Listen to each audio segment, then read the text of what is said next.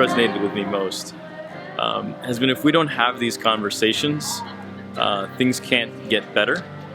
And I'm really sensitive to the idea of if you only talk and don't do anything, then that's kind of worthless. But you need to have the conversations to do something better.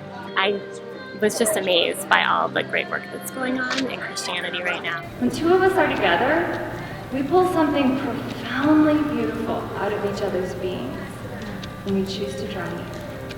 And when a new person comes in contact with an existing friendship like that, that's so profoundly beautiful, some of that camaraderie and that affection and that really easy familiarity, it splashes onto them too.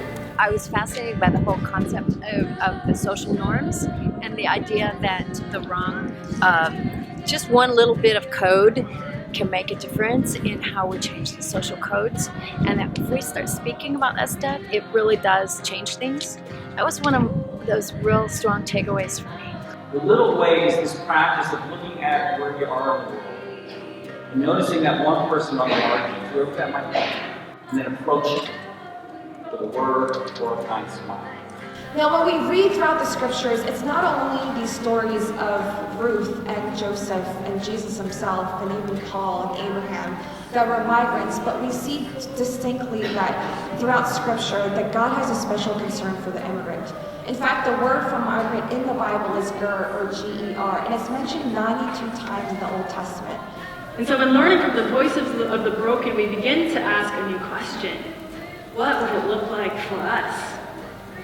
What if we were reminded to not allow culture to define our worth, but to recognize that dignity is an inherent gift from God?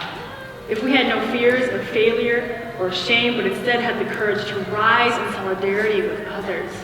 If we created a new narrative of what God is doing in our lives, that we may inspire others through our rewritten stories?